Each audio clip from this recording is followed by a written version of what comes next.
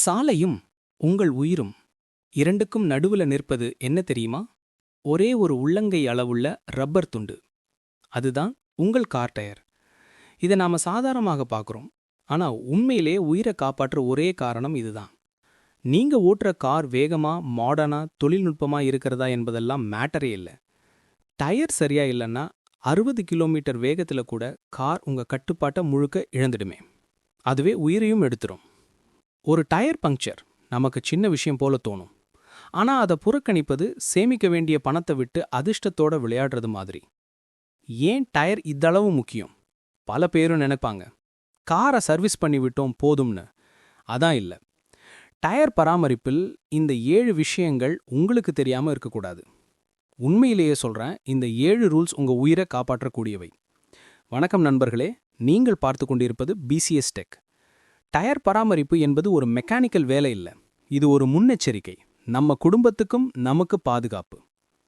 டயரின் நிலைமையே உங்கள் காரின் பிரேக் பிடிக்கும் திறன், கார் கட்டுப்பாடு, மேலும் மைலேஜும் கூட எல்லாத்தையும் முடிவு பண்ணும்.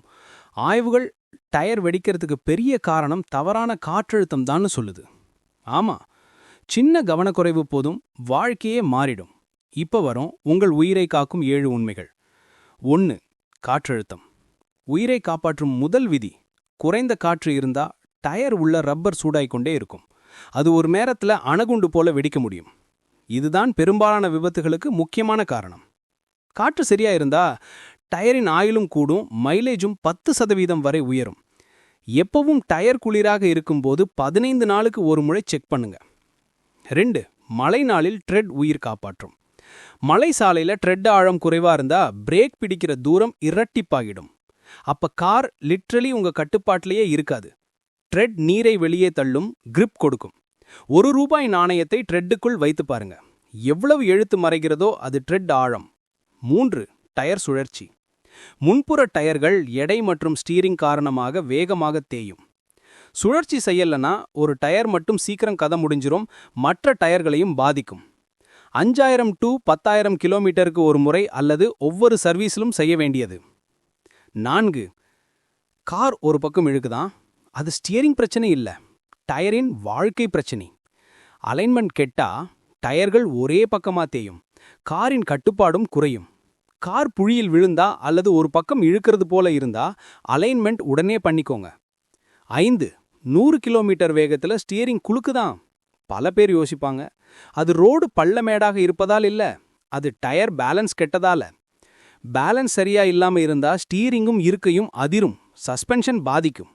புதிய டயர் போட்டதும் அல்லது 100லேருந்து 120 கிலோமீட்டர் வேகத்துல நடுக்கம் இருந்தாலும் பேலன்ஸ் செக் அவசியம்.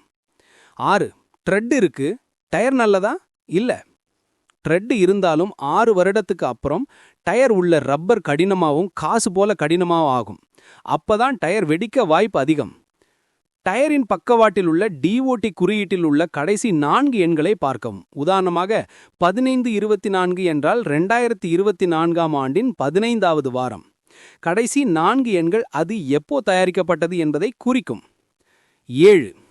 லாங் டிரைவ்ல டயர் சூடாகிறதான் வெடிப்புக்கு நம்பர் 1 காரணம். லாங் டிரைவ்ல டயர் சூடு அதிகமாக ஆகும். அது உள்ள பிரஷரை மாற்றும்.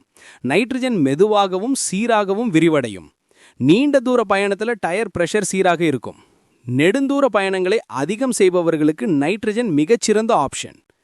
டயர் பராமரிப்பு என்பது சேமிப்பு பிளஸ் பாதுகாப்பு. சேமிப்பு 1.